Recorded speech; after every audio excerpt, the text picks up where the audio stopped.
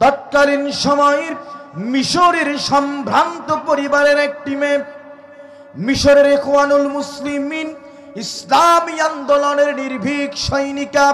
আমার বন্ধুগণ, তাকে এভাবে শারীরিক মানসিকভাবে টর্চার করা হলো। কোনো কারণ নাই, কারণ ছিল একটাই, তারা মিশরের ভূখণ্ডে কোরআনুল কারীমের সমাজ কায়েম করতে চায়।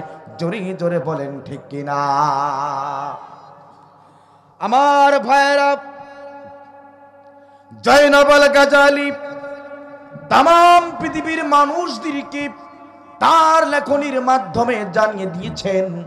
জয়নব আল গাজালি বলেন, আমাকে নিয়ে যাওয়া হলো পানির সেলে। কিসের সেল? পানির সেল। পানির সেলে আমাকে নিয়ে যাওয়া হলো। এক চুবুক পানিতে আমাকে বসিয়ে দেওয়া হলো, আর বলা হলো, জয়নব, পানির সেলে নড়াচড়া করা যাবে না। তুমি যদি ডান দিকে একবার নড়াচড়া করো, তোমাকে 10 চাবুক লাগানো হবে। যদি বাম দিকে একবার নড়াচড়া করো, 10 চাবুক লাগানো হবে। সামনের দিকে যদি তুমি একবার ঝুঁকে যাও, 10 চাবুক লাগানো হবে। যদি পিছনের দিকে সরে যাও, 10 চাবুক লাগানো হবে। আর যদি এই পানির ভিতরে তুমি ঘুমানোর চেষ্টা করো, আমার হাতের লিকলিকে কালো চাবুকটাকে তোমাকে ঘুম থেকে জাগ্রত করে দেবে। আল্লাহু আকবার বলেন। আমার ভাইয়েরা, ইসলামী আন্দোলন করার অপরাধে জয়নব আল গাজালিকে শারীরিক এবং মানসিকভাবে টর্চার করতে লাগলো। আজকেও যারা এই পৃথিবীর ভূখণ্ডে কোরআনের রাজ কায়েম করতে চায়, তাদেরকেও শারীরিক এবং মানসিকভাবে টর্চার করা হয়। জোরে জোরে বলেন ঠিক কিনা? আল্লাহ রাব্বুল আলামিন বলেন, وَإِذْ يَمْكُرُ بِكَ الَّذِينَ كَفَرُوا لِيُثْبِتُوكَ أَوْ يَقْتُلُوكَ أَوْ يُخْرِجُوكَ وَيَمْكُرُونَ وَيَمْكُرُ اللَّهُ وَاللَّهُ خَيْرُ الْمَاكِرِينَ।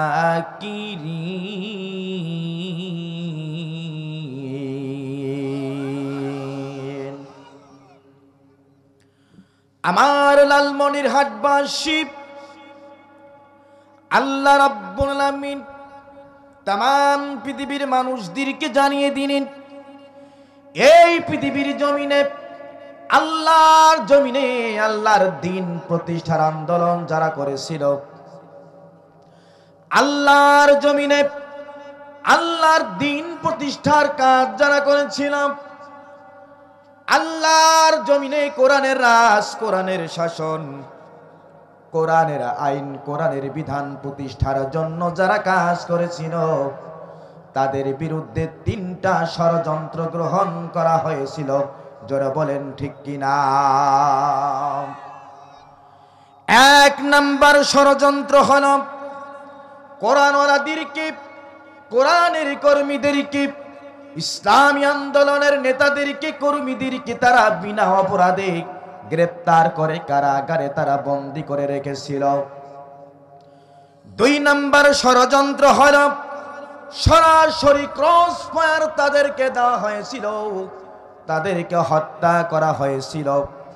3 নাম্বার ষড়যন্ত্র হলো তাদেরকে নাগরিকত্ব বাতিল করে দিয়ে তাদেরকে দেশ থেকে বের করে দেওয়া হয়েছিল। জোরে জোরে বলেন ঠিক কিনা? এই ষড়যন্ত্র আজ আছে না নাই? জোরে বলেন আর একবার। আছে। প্রিয় ভাইরা আমার, খেয়াল করুন, আমি আপনাদেরকে সঙ্গে নিয়ে একটু মিশরে যেতে চাই। ভাইরা আমার, মিশরের স্বাধীনতা সংগ্রামের মহান বীর আব্দুল কাদের আওদা তৎকালীন সময়ের স্বৈরা শাসক সম্রাট জামাল নাসের তৎকালীন সময়ের স্বাধীনতা সংগ্রামের মহান বীর আব্দুল কাদের আওদাকে বিনা অপরাধে ফাঁসিতে ঝুলিয়ে হত্যা করেছিল।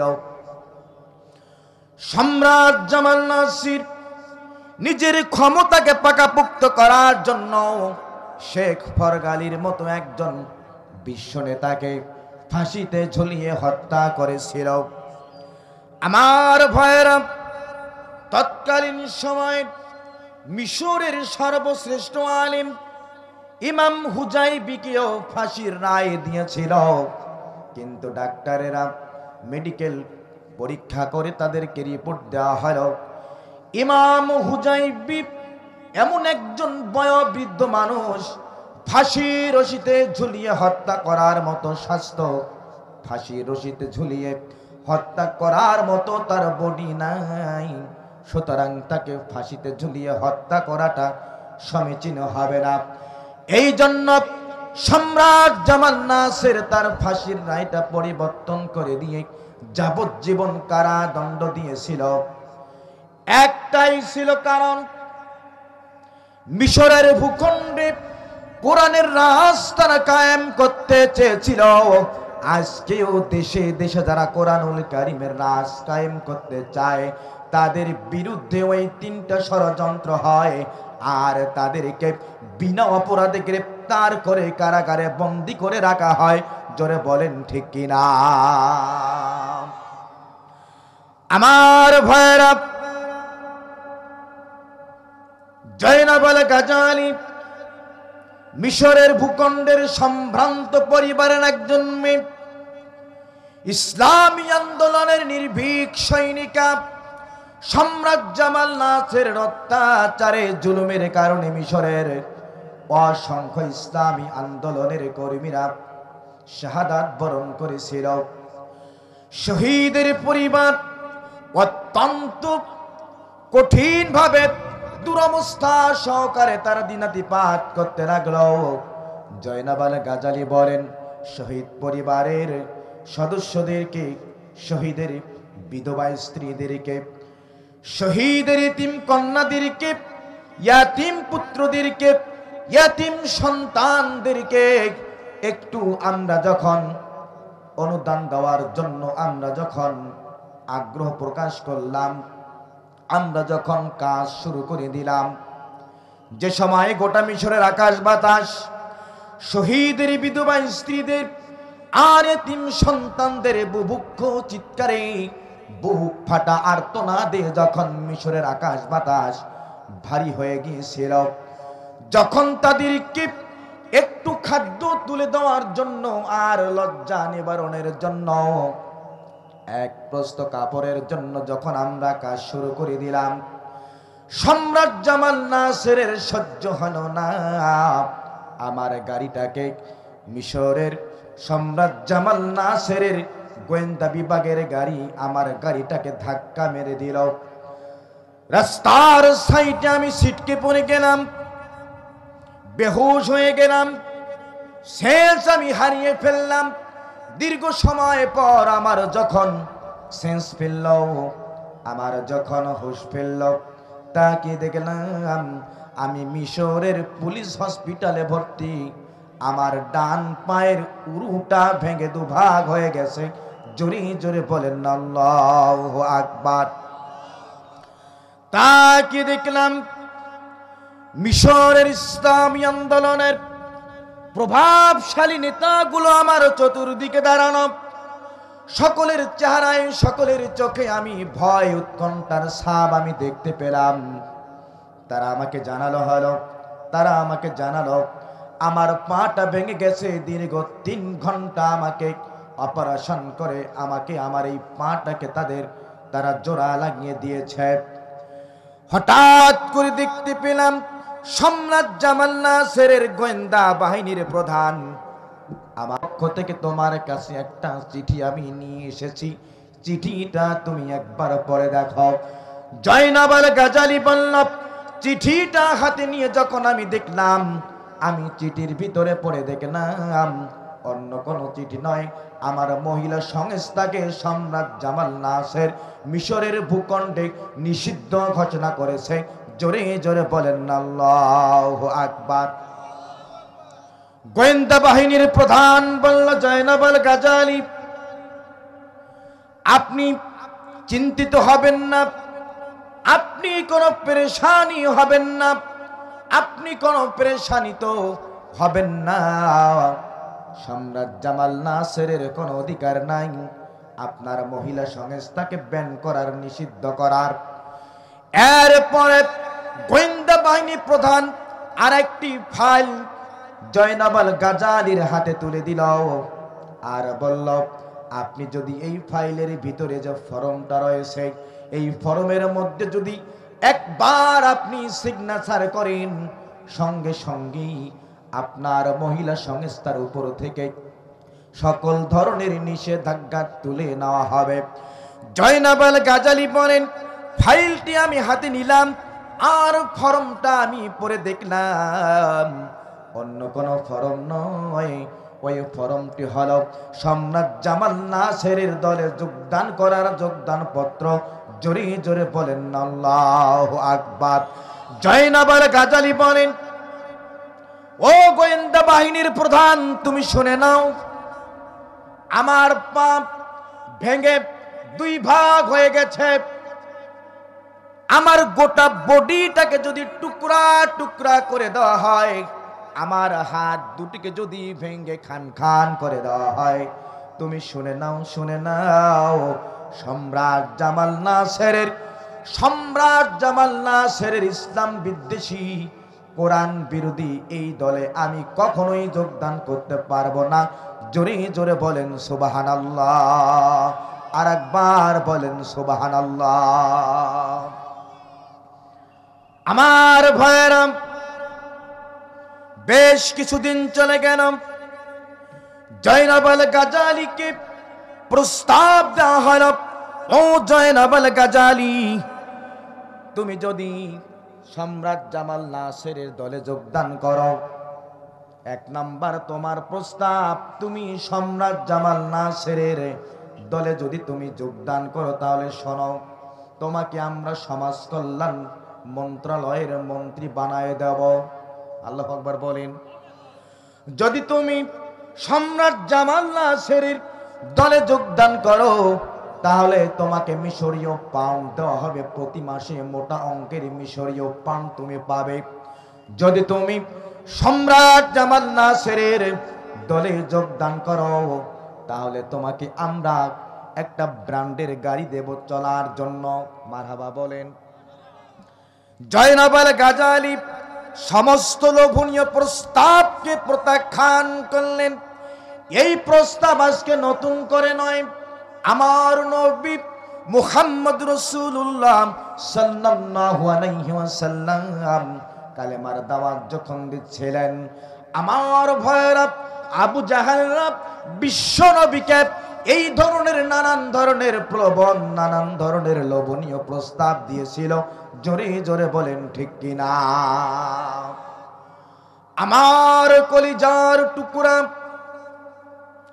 সারা পৃথিবীর লক্ষ কোটি মুসলমানের নয়নের মণি আল্লামা দেলওয়ার হোসেন সাইদিকে যখন গ্রেফতার করা হলো, আল্লামা কামাল উদ্দিন জাফরির মাধ্যমে প্রস্তাব দেওয়া হলো, আপনি সাইদি সাহেবকে বুঝান, যদি ক্ষমতা লাগে প্রয়োজনে আমরা তাকে মন্ত্রী বানায় দেব, প্রয়োজনে গাড়ি লাগে বাড়ি লাগে ঢাকার গুলশান বনানীতে বড় বড় ফ্লাইটের ব্যবস্থা করে দেব, ভালো গাড়ির ব্যবস্থা করে দেব, যদি টাকার প্রয়োজন হয় প্রয়োজনে টাকার পাহাড় লাগিয়ে দেব, আর যদি প্রয়োজন হয় নতুন একটা ইসলামী দল করার মতো যাবতীয় সুযোগ আমরা তৈরি করে দেব, আপনি সাইদি সাহেবকে বুঝান। আল্লামা কামাল উদ্দিন জাফরি সাফ সাফ জানিয়ে দিয়েছেন, তোমরা হয়তো সাইদিকে চেনো না, এই মানুষটা ভেঙে যেতে পারে কিন্তু মস্কাতে পারে না। মারহাবা বলেন। এই মানুষটা জীবন দিতে জানে কিন্তু জীবন রাখতে জানে না। জোরে জোরে বলেন ঠিক কিনা? আমি জাফরি কিনা, আমার চেয়ে বড় কোনো ব্যক্তির মাধ্যমে যদি আপনারা প্রস্তাব দেন, টাকার কাছে ক্ষমতার কাছে আল্লামা সাইদি কখনো মাথা নত করবে না। জোরে জোরে বলেন ঠিক কিনা? আর একবার বলেন ঠিক কিনা? ভাইরা আমার খেয়াল করুন, এই প্রস্তাব শুধু আল্লামা সাঈদীকে নয়, এই প্রস্তাব শুধু জয়নাব আল গাজালিকে নয়, স্বয়ং আল্লাহর নবীকে এই ধরনের প্রস্তাব দিয়েছিল আবু জেহেলেরা। জোরে বলেন ঠিক কিনা? আল্লাহর নবী কি এই ধরনের প্রস্তাবে রাজি হয়েছিলেন? জোরে বলেন, রাজি হন নাই। বন্ধুগণ আমার খেয়াল করুন, জয়নাব আল গাজালি যখন এই প্রস্তাবটাকে প্রত্যাখ্যান করলেন, রাতের অন্ধকারে জয়নাব আল গাজালির পুরো বাড়িটাকে ঘেরাও করা হলো, যৌথ বাহিনী ঘেরাও করে ফেলল। বাসার ভিতরের সমস্ত আসবাবপত্রগুলো ভেঙ্গে ভেঙ্গে টুকরা টুকরা করতে লাগলো। আমার ভাইয়েরা, শুধু তাই নয়, জয়নাব আল গাজালিকে গ্রেফতার করে কারাগারের ভিতরে বন্দী করা হলো। জয়নাব আল গাজালি বলেন, আমার দু হাত পিছন দিক দিকে বেঁধে আমাকে চাবুক দিয়ে মারতে মারতে মিশরের কেন্দ্রীয় কারাগারে আমাকে নিয়ে যাওয়া হচ্ছে। যত আমি ভিতরে ঢুকি, আমি দেখতে পেলাম আমার ইখওয়ানুল মুসলিমিন ভাইদের সমস্ত শরীরটাকে বিবস্ত্র করেছে, পায়ে রশি লেগে উল্টা দিকে লটকাইছে। কিশোরদেরকে বিবস্ত্র করা হয়েছে, যুবকদেরকে বিবস্ত্র করা হয়েছে, নারীদেরকে বিবস্ত্র করা হয়েছে, শিশুদেরকে বিবস্ত্র করা হয়েছে, যুবতীদেরকে বিবস্ত্র করা হয়েছে। বিবস্ত্র করে পায়ে রশি বেঁধে উল্টা দিকে লটকায় তাদেরকে বেদরক ভাবে মারতেছি। যখন তারা আমাকে দেখতে পেল, আমি তাদের চেহারার দিকে তাকালাম। ইসলামী আন্দোলন করার কারণে তাদেরকে গ্রেফতার করে কারাগারে বন্দী করে এভাবে অমানসিক নির্যাতন করা হচ্ছে বটে, কিন্তু তাদের চেহারায় ইমানের নূরের হাসি আমি দেখতে পেয়েছি। জোরে জোরে বলেন সুবহানাল্লাহ, আর একবার বলেন সুবহানাল্লাহ। আমার ভাইরা, এই পৃথিবীতে যারা ইসলামী আন্দোলনের সঙ্গে সম্পৃক্ত, এই পৃথিবীতে যারা আত্মমানবতার সেবায় কাজ করে, তারা কিন্তু ভাইজান ষড়যন্ত্রের শিকার হয়। কারা বরণ তাদেরকে করতে হয়। জোরে বলুন ঠিক কিনা? সম্মানিত বন্ধুগণ, আমার একটু খেয়াল করুন, জয়নাব আল গাজালি বলেন, মিশরের কেন্দ্রীয় কারাগারের ভিতরে 24 নাম্বার সেলে আমাকে বন্দী করা হলো। 24 নাম্বার সেল। সেল বোঝেন তো আপনারা? বোঝেন না? বলেন দেখি। হ্যাঁ, জেলখানার ভিতরে আবার কি আছে? জোরে কোন? দিনাজপুরের কারাগারে আমি সেলের ভিতরে ছিলাম। বলবো ইতিহাস? অনেক ইতিহাস ভাইজান। সেলের একটা ভাষা হচ্ছে, সেল সহজে বোঝা যায়, জেলের ভিতর জেল, তার নাম সেল। চোরে রান্দে চোরে খায়, চোরের পাহারা চোর দেয়, চোরের বাড়ি 6 তালা। কয় তালা? জেলখানার নতুন বিল্ডিং যতগুলো হয়েছে প্রত্যেকটা বিল্ডিং কয় তালা? 6 তালা। দিনাজপুরের কারাগারের 8 নাম্বার সেলে আমি ছিলাম। আমার ওই সেলের ম্যাট ছিল একজন, তিনি এক সময় রাজশাহীর কেন্দ্রীয় কারাগারে ছিলেন। লুৎফুজ্জামান বাবর যেই সেলের ভিতরে ছিলেন, তার ম্যাট হিসাবে। বুঝতে পারছেন তো আপনারা? আমি কিন্তু একদম ভিতরের লোক। ভাইরা আমার খেয়াল করুন, যে সাবজেক্টটা নিয়ে আমি আপনাদের কাছে আজকে এসেছি, বড় লম্বা সাবজেক্ট, সময়ে পাবো না, একটু বলে দিয়ে যাই আপনাদেরকে। জয়নাব আল গাজালি বলেন, 24 নাম্বার সেলে আমাকে বন্দী করা হলো। যখন আমি 24 নাম্বার সেলের ভিতরে ঢুকলাম, গাঢ় কালো অন্ধকার, কিছু দেখা যায় না। বাইরে থেকে যখন সুইচ অন করা হলো, 24 নাম্বার সেলে 1000 পাওয়ারের বাতিগুলো, বাল্বগুলো ধাঁধা করে জ্বলে উঠল। আমি দেখতে পেলাম 24 নাম্বার স্লিপ অসংখ্য পাগলা কুত্তা, যেই পাগলা কুত্তাদেরকে রাখা হয়েছে আমাকে যেন দংশন করে ছিন্ন ভিন্ন করে যেন আমাকে খেয়ে ফেলে। আমার ভয়েরা, সম্রাট জামাল নাসির যেই পাগলা কুত্তাগুলোকে আমাকে ছিঁড়ে ফিরে খাওয়ার জন্য রেখেছে, সেই পাগলা কুত্তাগুলো আমার পাহারাদারে পরিণত হয়েছে। জোরে জোরে বলেন না সুবহানাল্লাহ, আর একবার বলেন সুবহানাল্লাহ।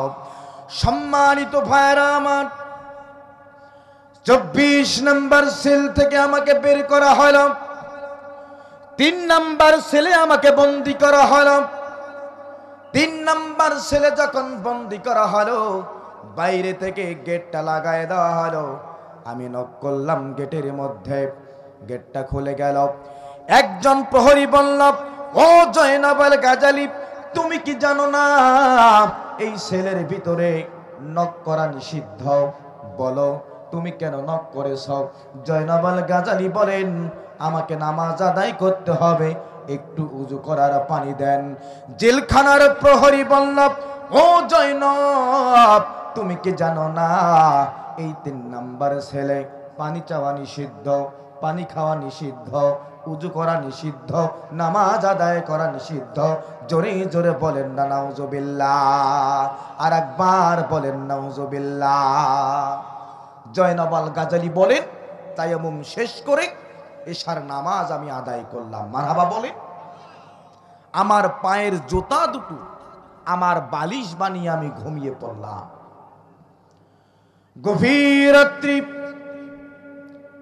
স্বপ্নে দেখলাম বিশাল মরুপ্রান্তর, মরুভূমির ভিতরে অসংখ্য উট ছেড়ে দেওয়া, আর প্রত্যেকটা উটের পিঠে 4 জন করে আরোহী বসা। সেই প্রত্যেকটা উটের রশিগুলো একজনের হাতে, যেই লোকের চেহারা পূর্ণিমার চাঁদের চেয়েও সুন্দর। জোরে জোরে বলেন সুবহানাল্লাহ। ওই পূর্ণিমার চাঁদের মতো সুন্দর মানুষটিকে আমি দেখতে পেলাম, যেই মানুষটি অন্য কোন নয়, আখির জামানার পয়গম্বর, দুজাহানের বাদশা নবী, আমাদের প্রিয় নবী মুহাম্মদুর রাসূলুল্লাহ সাল্লাল্লাহু আলাইহি ওয়াসাল্লাম। জোরে জোরে বলেন সুবহানাল্লাহ। ডাক দিয়ে বলে, ও জয়নাব, কারাগারে তুমি বন্দী আছো গো, দুঃখ করো না, চিন্তা করো না, মনে কষ্ট নিও না, তুমি আল্লাহ এবং তার রাসূলের নির্দেশিত পথেই রয়েছ। জোরে জোরে বলেন সুবহানাল্লাহ, আর একবার বলেন সুবহানাল্লাহ। জয়নাব আল গাজালি বলেন, রাত্রি শেষ হয়ে গেল, ইতিমধ্যে 6 দিন অতিক্রম করা হয়েছে। এই 6 দিনে আমাকে একটি ফোঁটা পানি তারা দেয়নি খাওয়ার জন্য, পান করার জন্য, উজু করার জন্য আমাকে পানি তারা দেয়নি। আমার ভাইরা, পানি তো দেয়নি, আমাকে একটি বারের মতো 1 লোকমা খাবার পর্যন্ত দেয়নি। 6 দিনের পরে আমাকে 2টা রুটি আর একটু মাখন আমাকে দিল খাওয়ার জন্য। 2টা রুটি আর মাখন নাখির কাছে নিয়ে দেখি অত্যন্ত দুর্গন্ধযুক্ত, ময়লাযুক্ত, খেতে পারলাম না। পানিটুকু পান করে মহান আল্লাহ তাআলার দরবারে আমি দোয়া করলাম, আল্লাহ, এই 1 চুমুক পানি তুমি আমার শরীরের ভিতরে খাদ্যে রূপান্তরিত করে দাও। জোরে জোরে বলেন সুবহানাল্লাহ। জয়নাব আল গাজালি কারাগারের রাত দিন, এই বইয়ের ভিতরে তিনি তার কারাগারের জীবনের কথাগুলো লিপিবদ্ধ করে দিয়েছেন। কারাগারের রাত দিন, এই বইটা 1 বার নয়, 2 বার নয়, 3 বার নয়, 4 বার নয়, 50 বারের অধিক আমি অধ্যয়ন করেছি গো ভাইজান।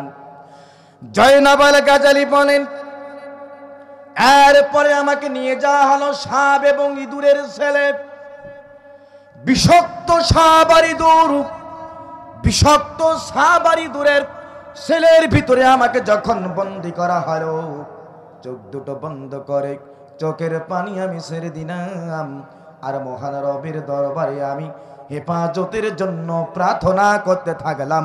জোরে জোরে বলেন না সুবহানাল্লাহ। জয়নাব আল গাজালি বলেন, জেলখানার প্রহরী আমাকে বের করে আমাকে বলা হলো টয়লেট যদি সারার প্রয়োজন হয়, বাথরুম যদি যাওয়ার প্রয়োজন হয় বাথরুমে যাও।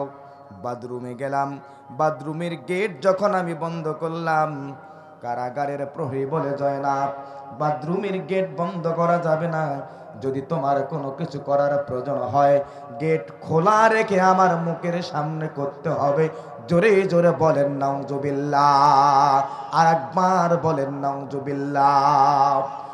তৎকালীন সময়ের মিশরের সম্ভ্রান্ত পরিবারের একটি মেয়ে, মিশরের ইখওয়ানুল মুসলিমিন ইসলামী আন্দোলনের নির্ভীক সৈনিকা, আমার বন্ধুগণ তাকে এভাবে শারীরিক মানসিকভাবে টর্চার করা হলো। কোনো কারণ নাই, কারণ ছিল একটাই, তারা মিশরের ভূখণ্ডে কোরআনুল কারীমের সমাজ কায়েম করতে চায়। জোরে জোরে বলেন ঠিক কিনা? আমার ভাইয়েরা,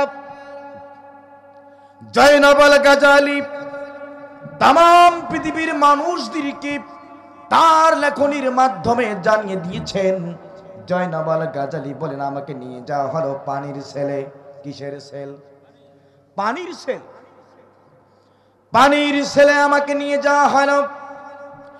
এক চুবুক পানিতে আমাকে বসিয়ে দেওয়া হলো, আর বলা হলো, জয়নব পানির সেলে নড়াচড়া করা যাবে না। তুমি যদি ডান দিকে একবার নড়াচড়া করো তোমাকে 10 চাবুক লাগানো হবে, যদি বাম দিকে একবার নড়াচড়া করো 10 চাবুক লাগানো হবে। সামনের দিকে যদি তুমি একবার ঝুঁকে যাও 10 চাবুক লাগানো হবে, যদি পিছনের দিকে সরে যাও 10 চাবুক লাগানো হবে। আর যদি এই পানির ভিতরে তুমি ঘুমানোর চেষ্টা করো, আমার হাতের লিকলিকে কালো চাবুকটাকে তোমাকে ঘুম থেকে জাগ্রত করে দেবে। আল্লাহু আকবার বলেন। আমার ভাইয়েরা, ইসলামী আন্দোলন করার অপরাধে জয়নব আল গাজালিকে শারীরিক এবং মানসিকভাবে টর্চার করতে লাগলো। আজকেও যারা এই পৃথিবীর ভূখণ্ডে কোরআনের রাজ কায়েম করতে চায় তাদেরকেও শারীরিক এবং মানসিকভাবে টর্চার করা হয়। জোরে জোরে বলেন ঠিক কিনা? বন্ধুগণ আমার খেয়াল করুন, জয়নব আল গাজালি বলেন, পানির সেল থেকে আমাকে উঠানো হলো, আমার শাড়িটা খোলানো হলো, প্যান্ট আমাকে পরিয়ে দেওয়া হলো, আমার পায়ে রশি লাগানো হলো, আমাকে উল্টা দিকে দিয়ে লটকানো হলো, আমাকে লকে কালো চাবুক দিয়ে আমাকে প্রহার করতে লাগলো। এক পর্যায়ে যখন আমি ক্লান্ত হয়ে পড়লাম, আমার গোটা শরীরটা ক্ষত বিক্ষত হয়ে যাচ্ছিল, ঝর্ণার মতো রক্তগুলো প্রবাহিত হয়ে যাচ্ছিল, তারা আমাকে নামালো। এরপরে কারাগারের ভিতর দিয়ে লম্বা রাস্তা, অন্ধকার, কিচ্ছু দেখা যায় না, আমাকে নিয়ে যাওয়া হলো বিশাল একটা লৌহ প্রাচীরের কাছে। আল্লাহু আকবার বলেন। লৌহ প্রাচীরে আমাকে উঠানো হলো, ডাক দিয়ে বলা হলো, ও জয়নব তুমি যে প্যান্টটা পরে আছো ওই প্যান্টটা তো আমাদের দেওয়া, তোমার কি লজ্জা লাগে না? আমাদের প্যান্ট তুমি পরে থাকো, প্যান্টটা তুমি আমাদেরকে খোলায় দাও। নাউজুবিল্লাহ বলেন। প্যান্টটা তুমি খোলায় দাও। জয়নব আল গাজালি ডাক দিয়ে বলেন, ও কারাগারের প্রহরীরা, আমার শত ছিন্ন কাপড়টা আমাকে দাও, আমি কাপড়টা এই প্রাচীরের উপরে কষ্ট করে পরিধান করে তোমাদের প্যান্টটা আমি তোমাদেরকে দিয়ে দেব।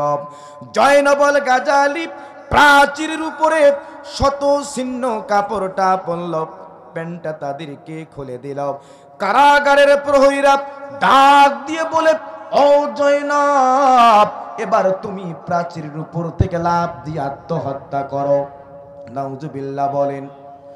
কারাগারের প্রহরীরা ডাক দিয়ে বলে, জয়নব তুমি প্রাচীরের উপর থেকে লাফ দাও, তুমি আত্মহত্যা করো।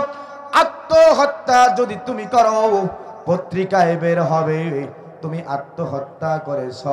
জয়নব আল গাজালি বলেন, তোমাদের হাতে জীবন দেব, শহীদ হয়ে যাব, এরপরেও আমি প্রাচীরের উপর থেকে লাফ দিয়ে আমি আত্মহত্যা করব না। কারণ হলো আত্মহত্যা আল্লাহ তাআলা চিরদিনের জন্য হারাম করে দিয়েছেন। জোরে জোরে বলেন ঠিক কিনা? আমার ভয়েরা, প্রাচীরের উপরে একজন কালো প্রহরী উঠে দাঁড়ালো আর জয়নাব আল গাজালিকে লিকলিকে কালো চাবুক দিয়ে প্রহার করতে থাকলো। জয়নাব আল গাজালি বলেন, এক পর্যায়ে আমি প্রাচীরের উপর থেকে আমি মাটিতে লুটিয়ে পড়লাম, আমি মাটিতে লুটিয়ে পড়লাম। এরপরে আমাকে বন্দী করা হলো কারাগারে। একজন কালো হাবশী গোলামকে সেখানে পাঠানো হলো। আমার মুখের সামনে নির্দেশ দেওয়া হলো, ও কালো হাবশী, তুমি এই জয়নাবকে তোমার ইচ্ছে মতো তুমি ধর্ষণ করবে। এই নির্দেশ যদি তুমি না মানো, যদি অমান্য করো, তোমাকে এই লিকলিকে চাবুক দিয়ে সোজা করা হবে। জোরে জোরে বলেন না নাউজুবিল্লাহ। গেট বন্ধ করা হলো। কারাগারের হাবশী কিছুক্ষণ পর জয়নাব আল গাজালির দিকে গেল, চোখে চোখ রেখে বলল, ও খালাম্মা, ও খালাম্মা, আপনি নিশ্চিত থাকেন এমন কোন আচরণ আমি আপনার সঙ্গে করব না। আমার মনে বলে ইমানের নূর আল্লাহ তাআলা আমার হৃদয়ের ভিতরে ঢেলে দিয়েছেন। জোরে জোরে বলেন সুবহানাল্লাহ, আর একবার বলেন সুবহানাল্লাহ। কারাগারের প্রহরী শুনতে পেল বাইরে থেকে তাদের কথোপকথন। ধাক্কা দিয়ে গেটটা খোলানো হলো। এরপরে হাবশী কালো গোলামটাকে মারতে মারতে সেখান থেকে নিয়ে যাওয়া হলো। এরপরে আর দুইজনকে নিয়ে আসা হলো। ডাক দিয়ে বলে, ও হাবশী গোলামেরা, জয়নাব আল গাজালির সঙ্গে সবচেয়ে নিকৃষ্ট পৃথিবীর জঘন্যতম কাজটি তোমরা করবে। যদি তোমরা না করো, প্রাণে তোমাদেরকে আমরা মেরে ফেলব। এই কথা বলে গেট বন্ধ করে দেওয়া হলো। জয়নাব আল গাজালি বলেন, একজন কালো হাবশী আমার দিকে যখন আসতেছিল, আল্লাহর নামের স্লোগান দিয়ে আমি তার গর্দানে এমন ভাবে আঘাত করলাম, আল্লাহ রাব্বুল আমিন ওই হাবশী গোলামকে আমার এক আঘাতে মাটিতে লুটিয়ে দিয়েছে, আর তার মুখ দিয়ে ফেনা তৈরি হয়ে গেছে। জোরে জোরে বলেন সুবহানাল্লাহ, আর একবার বলেন সুবহানাল্লাহ। আমার ভাইরা, বলছিলাম এই পৃথিবীতে যুগে যুগে দেশে দেশে ইসলামী আন্দোলনের কাজ যারা করেছে, আত্মমানবতার সেবায় যারা নিজেকে আত্মনিয়োগ করেছে, আল্লাহর জমিনে আল্লাহর দিন প্রতিষ্ঠার আন্দোলন যারা করেছে, তাদেরকে ষড়যন্ত্রের শিকার হতে হয়েছে। এক নাম্বার ষড়যন্ত্র হলো কারাগারে বন্দী করে রাখা। জোরে জোরে বলেন ঠিক কিনা? আর একবার বলেন ঠিক কিনা? ভাইরা আমার, খেয়াল করুন, আল্লাহর নবীদের ভিতরে 5 জন নবীকে আল্লাহ রাব্বুল আমিন এই 3টি ষড়যন্ত্রের ভিতরে শামিল করে নিয়েছিলেন। হযরত ইব্রাহিম আলাইহিস সালাম যখন এই পৃথিবীতে জন্মগ্রহণ করেন, এমন সময় তিনি এই পৃথিবীতে আগমন করেন, আল্লাহ তাআলার নাম নেওয়ার মতো একজন মানুষও অবশিষ্ট ছিল না। হযরত ইব্রাহিম আলাইহিস সালাম ইরাকের বাবেল নগরীতে তিনি যখন আগমন করেন, বাদশা নমরুদ গভীর রাত্রিতে তার রাজপ্রাসাদে শুয়ে আছে, গভীর ঘুমে নিমগ্ন। ঘুমের মাঝে স্বপ্নে দেখলেন আকাশের মধ্যে এমন একটি তারকার উদয় হয়েছে, যেই তারকার আলোয়, যেই তারকার উজ্জ্বলতায়, যেই তারকার আভায় গোটা রাজ্যটা আলোকিত হয়ে গিয়েছে। সূর্য চন্দ্রের চেয়ে বেশি আলো সূর্য চন্দ্রকে যেন ম্লান করে দিয়েছে। আল্লাহু আকবার বলেন। বাদশা নমরুদ যখন ঘুমের মাঝে এই স্বপ্ন দেখলেন, ঘুম ভেঙে গেল, ভয়ে থরথর করে কাঁপতে লাগলো। পরের দিন সকালবেলা তার রাজ্যের সমস্ত জ্যোতিষীদেরকে ডাক দিয়ে বলে, ও জ্যোতিষীরা, আমার এই স্বপ্নের ব্যাখ্যা কি, তাবির কি, তোমরা একটু আমাকে বলে দাও। জ্যোতিষীরা বলল, বাদশা নামদার, জাহাপানা আলুমপানা, আপনারা যেমন একজন সন্তানের আবির্ভাব হবে, যেই সন্তানের হাতে আপনার রাজ্য ক্ষমতার অবসান হবে, আপনার শাসন ক্ষমতা চলে যাবে, আপনার ক্ষমতা যেই সন্তানের হাতে চলে যাবে, জোরে জোরে বলেন না আল্লাহু আকবার। বাদশা নমরুদ এই কথা শুনে ভয়ে থরথর করে কাঁপতে লাগল। জ্যোতিষীরা বলল, ও জাহাপানা আলুমপানা, বাদশা নামদার, ভয়ের কোনো কারণ নাই। যেই সন্তানের হাতে আপনার শাসন ক্ষমতার অবসান হবে, ওই সন্তান আজও পর্যন্ত কোন নারীর গর্ভে আসে নাই। জোরে জোরে বলেন না আল্লাহু আকবার। বাদশা নমরুদ যখন শুনলেন যেই সন্তানের হাতে আমার রাজ্য ক্ষমতা হারাবে, যেই সন্তানের হাতে আমার শাসন ক্ষমতার অবসান হবে, যেই সন্তানের হাতে আমার বাদশাহী খতম হয়ে যাবে, এই সন্তান এখন পর্যন্ত কোন নারীর গর্ভে আসে নাই। এই কথা শোনার সঙ্গে সঙ্গেই বাদশা নমরুদ একটু সোজা হয়ে রাজ সিংহাসনে বাদশাহী স্টাইলে বসে পড়ল। আল্লাহু আকবার বলেন। ফরমান জারি করে দিল গোটা রাজ্যের ভিতরে কোন পুরুষ যেন কোন নারীর সঙ্গে মিলিত হতে না পারে। ফরমান জারি করে দিল কোন স্বামী যেন কোন স্ত্রীর সঙ্গে মিলন ঘটাতে না পারে। নাউজুবিল্লাহ বলেন।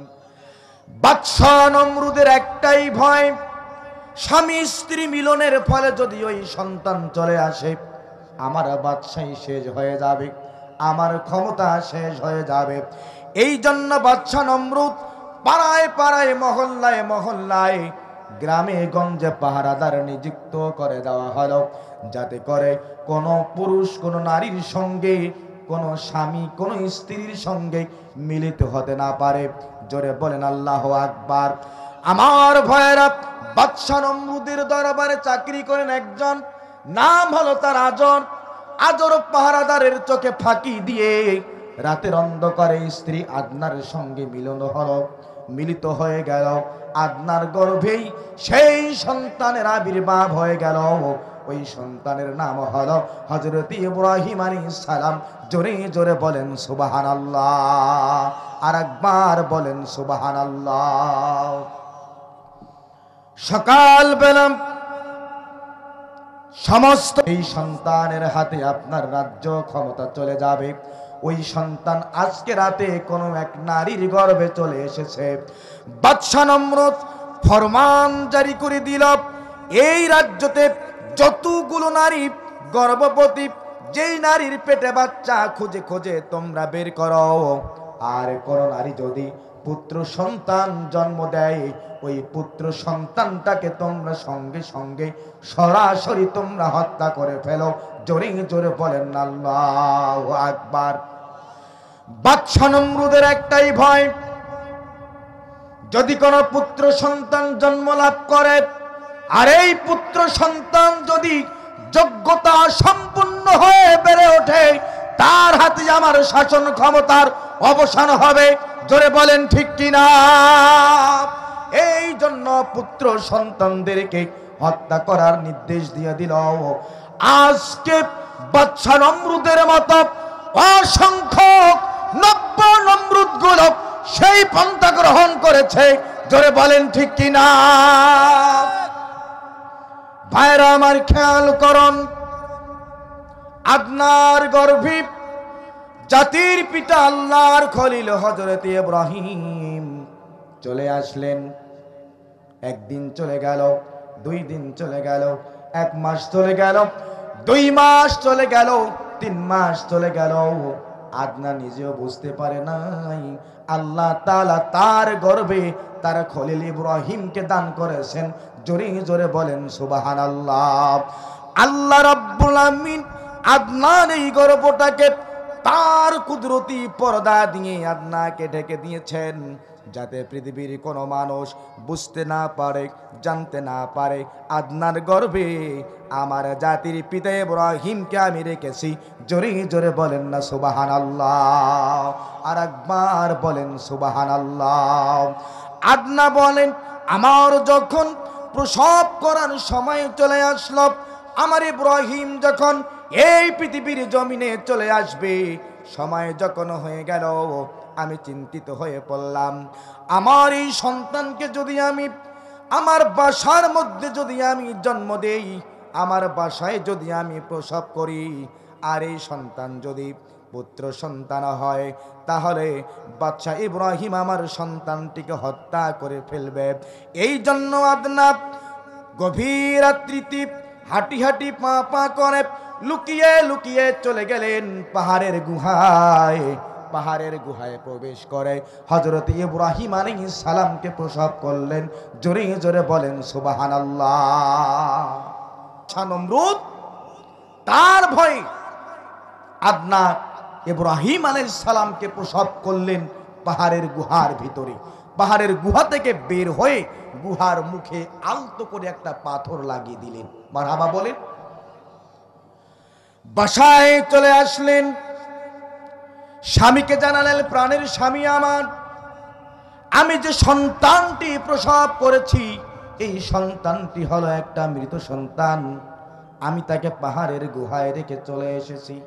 আমার ভাইরা, জীবন রক্ষা করার জন্য মিথ্যা কথা বলা তো জায়েজ আছে? জোরে বলেন ঠিক কিনা? একদিন চলে গেল, 2 দিন চলে গেল, 3 দিন চলে গেল। মাঝে মাঝে আদনা যায় ইব্রাহিমকে দেখার জন্য। কেমন আছে আমার প্রাণের টুকরা, আমার কলিজার টুকরা, আমার নয়নের পুতুলি, আমার সন্তানটি কেমন আছে? পাহাড়ের গুহায় আদনা মাঝে মাঝে যান ইব্রাহিমকে দেখার জন্য। একদিন তিনি যে দেখতেছেন ইব্রাহিম আলাইহিস সালাম হাতের আঙ্গুল চুষতেছে। মারহাবা বলেন। মাঝে মাঝে আমাদের বাচ্চারা আঙ্গুল চষে কি চষে না? জনমের চষা চষে। আমার একটা বাচ্চা আছে 7 মাস বয়স ছেলে, হাতের 4টা আঙ্গুল মুখের ভিতরে ঢুকায়, মাঝে মাঝে 5টা আঙ্গুল ঢুকে ইচ্ছা মতো চষে। মারহাবা কোন? প্রত্যেকটা বাচ্চা আঙ্গুল চষে, ইব্রাহিম আলাইহিস সালামের সুন্নাত। মারহাবা বলেন। আদনা বলেন, আমি যখন দেখলাম আমার সন্তান হাতের আঙ্গুল চুষতেছে, লক্ষ্য করে দেখলাম আঙ্গুল দিয়ে একবার মধু বের হয়, আর একবার যখন চষে এরপরে দুধ বের হয়, আর একবার যখন চষে এরপরে পানি বের হয়। একবার দুধ বের হয়, একবার মধু বের হয়, আর একবার পানি বের হয়। মারহাবা কোন? ধীরে ধীরে আমার ইব্রাহিম পাহাড়ের গুহার ভিতরে বড় হতে লাগল।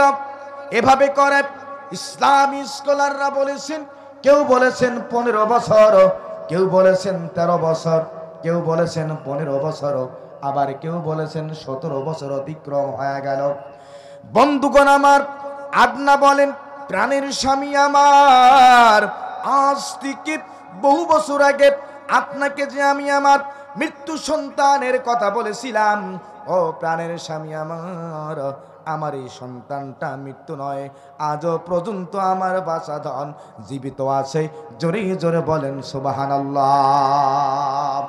আজর পাগল পারা হয়ে গেল, দিশেহারা হয়ে গেল, আমার বাচ্চাধন কোথায় আছে গো? বাসার ভিতরে নিয়ে আসো, 2টি চোখ দিয়ে দেখে আমি আমার প্রাণটাকে ঠান্ডা করে নেব। জোরে বলেন মারহাবা। আদনা বলেন, আমি আমার বাসাটিকে সুন্দরভাবে আমি একটু পরিষ্কার করলাম, একটু ভালো ভালো খাবার আমি তৈরি করলাম। আসরের একটু পরে, মাগরিবের একটু আগে আমি চলে গেলাম পাহাড়ের গুহায়। আমার সন্তানটাকে বের করলাম। সন্তান যখন পাহাড়ের গুহা থেকে বের হলো, ডাক দিয়ে বলে, ও মা, চতুর্দিকে এত সুন্দর জিনিস সৃষ্টি করেছে কে? মা বলে, বাবা, নমরুদ সৃষ্টি করেছে। নাউজুবিল্লাহ বলেন। ইব্রাহিম বলে, মা, তোমাকে সৃষ্টি করেছে কে? মা বলে, বাবা, নমরুদ সৃষ্টি করেছে। আবার বলে, মা, আব্বাকে সৃষ্টি করেছে কে? মা বলে, বাবা, তোমার আব্বাকেও নমরুদ সৃষ্টি করেছে। ইব্রাহিম বলে, মা, আমাকে সৃষ্টি করেছে কে? মা বলে, বাবা, নমরুদ সৃষ্টি করেছে। ইব্রাহিম বলে, মা, তাহলে বলো তো নমরুদকে সৃষ্টি করেছে কে? মারহাবা বলেন। মা ডাক দিয়ে বলে, ও ইব্রাহিম, এরূপ কথা বলো না। যদি এই কথা বাদশা নমরুদ জানতে পারে, সঙ্গে সঙ্গেই তোমাকে হত্যা করে ফেলবে। জোরে জোরে বলেন আল্লাহু আকবার। বাদশা নমরুদ 1 বছর নয়, 2 বছর নয়, 3 বছর নয়, 4 বছর নয়, 100 বছর নয়, 200 বছর নয়, 1650 বছর যাবত শাসন ক্ষমতায় টিকিয়েছিল। আল্লাহু আকবার বলেন। ক্ষমতা কম না বেশি? পাওয়ার কম না বেশি? মানুষের মুখে কুলু বেটে দিয়েছিল, মুখে সিলগালা লাগিয়ে দিয়েছিল। একজনও বাদশা নমরুদের পক্ষে কথা বলতে পারে নাই। জোরে বলেন আল্লাহু আকবার। এই নমরুদের উত্তরসূরিরা আমাদের দেশে এই কিছুদিন আগে ছিল, এখন ভাইজান জয় বাংলা হয়ে গেছে। জোরে বলেন ঠিক কিনা? বন্ধুগণ আমার, আদনা নিয়ে আসলেন বাসায়। আজরে বলে আদনারে, আমার এই সন্তানকে বাদশা নমরুদের দরবারে আমি নিয়ে যাব, আর তার একটা সুন্দর চাকরির ব্যবস্থা আমি করে দেব। মারহাবা বলেন। বাদশা নমরুদের দরবারে হযরত ইব্রাহিম আলাইহিস সালাম মাকে ডাক দিয়ে বলে, মা, তোমরা যাকে খোদা হিসাবে মানো, তোমরা যাকে রব হিসাবে মানো, তোমাদের নমরুদ কোথায় গো মা, একটু দেখে দাও। মা বলে, বাবা, ওই যে দেখো বিশাল একটি চেয়ার, বিশাল একটা সিংহাসন, ওই সিংহাসনে যিনি বসে আছেন তিনি হলো বাদশা নমরুদ, তিনি হলো আমাদের খোদা। নাউজুবিল্লাহ বলেন। আমার ভাইরা, হযরত ইব্রাহিম ডাক দিয়ে বলে, মা, নমরুদের যে চেহারা, বিভৎস চেহারা, গাঢ় কালো চেহারা, মা, তার সৃষ্টি এত সুন্দর, যার সৃষ্টি এত সুন্দর তিনি তো কত সুন্দর হবেন। আমার মন বলে এত কিছু সৃষ্টি করেছেন অন্য কেউ, এই নমরুদের সৃষ্টি নয়। জোরে জোরে বলেন না মারহাবা। খোদা যিনি হবেন, সৃষ্টিকর্তা যিনি হবেন, তিনি তার নিজের চেহারাটাই তো ভালোভাবে তৈরি করতে পারে নাই। জোরে বলেন। আমার ভাইয়েরা খেয়াল করুন, হযরত ইব্রাহিম চলে আসলেন বাদশা নমরুদের রাজ দরবার থেকে।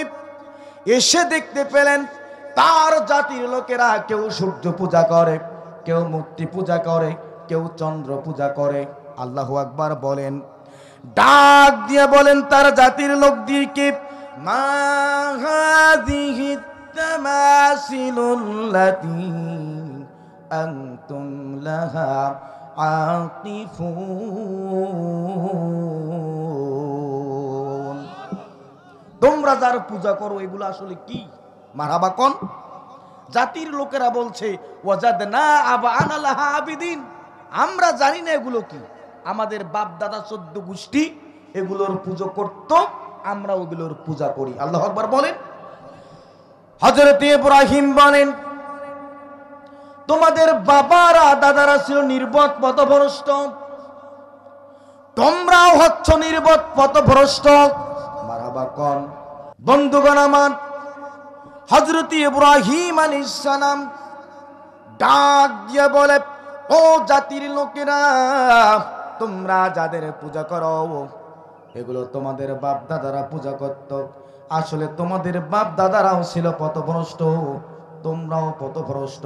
জোরে বলেন ঠিক কিনা? আরেকবার বলেন ঠিক কিনা? বন্ধুগণ আমার খেয়াল করুন, হযরত ইব্রাহিম আলাইহিস সালাম জাতির লোকদেরকে তাওহীদের দাওয়াত দেওয়া শুরু করলেন।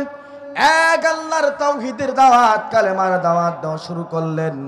লা ইলাহা ইল্লাল্লাহু ইব্রাহিম খলিলুল্লাহ। জোরে বলেন মারহাবা। বাদশা নমরুদের গোয়েন্দা বিভাগ ডাক দিয়ে বলে, জাহাপানা আলম পানা, ও বাদশা নামদার, যেই সন্তানের হাতে আপনার রাজ্য ক্ষমতার অবসান হবে সেই সন্তান চলে এসেছে। আপনি কি খবর পান নাই? আপনি কি জানেন নাই? আপনি কি শুনতে পারেন নাই? ইব্রাহিম নামের একজন টকবকে যুবক তাওহীদের স্লোগান দেয় গো, ও বাদশানন্দার, তুমি যদি তোমার ক্ষমতার চারখানাকে যদি তুমি শক্ত করে রাখতে চাও, তাহলে ইব্রাহিম আলাইহিস সালামকে গ্রেফতার করে নাও। জোরে জোরে বলেন না আল্লাহু আকবার, আর একবার বলেন আল্লাহু আকবার। বন্ধুগণ আমার খেয়াল করুন, কাল বিলম্ব না করে যৌথ বাহিনী লেলিয়ে দিয়ে টকবকে যুবক আল্লাহর খলিল হযরত ইব্রাহিম আলাইহিস সালামকে গ্রেফতার করল। কারণ হলো একটাই, ইব্রাহিম আলাইহিস সালাম বাইরে থাকলে তার শাসন ক্ষমতার অবসান হয়ে যাবে। জোরে জোরে বলেন ঠিক কিনা, আর একবার বলেন ঠিক কিনা। এই জন্য আজকে বাদশা নমরুদের উত্তরসূরিরা ক্ষমতার চারখানাকে পাকাপোক্ত করার জন্য ইব্রাহিমের উত্তরসূরিদেরকে তারা গ্রেফতার করে কারাগারে বন্দী করে রাখে। জোরে বলেন ঠিক কিনা।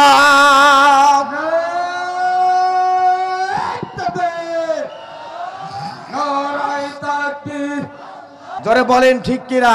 তাই আসুন আজকের এই তাফসীর মাহফিল থেকে আমরা আমাদের নিয়তকে, আমাদের উদ্দেশ্যকে আমরা সঠিক করে নেব, স্বচ্ছ করে নেব, বিশুদ্ধ করে নেব। আর কোনো সন্ত্রাসী নয়, আর কোনো চাঁদাবাজি নয়, আর কোনো টেন্ডারবাজি নয়, আর কোনো হাইজাকারি নয়, আর কোনো মাস্তানি নয়। আমরা যে যেখানে আছি সেখানে আমরা সকলে মিলে অবস্থান করে আত্মমানবতার কাজ করার মাধ্যমে ইসলামী সমাজ যেন আমরা বিনির্মাণ করতে পারি। আল্লাহ তাআলা আমাদের সকলকে এই তৌফিক দান করুক। আমরা সকলে বলি আমিন। ওয়া আখিরি দাওয়ানা আলহামদুলিল্লাহি রাব্বিল আলামিন। আসসালামু আলাইকুম ওয়া রাহমাতুল্লাহি ওয়া বারাকাতুহু।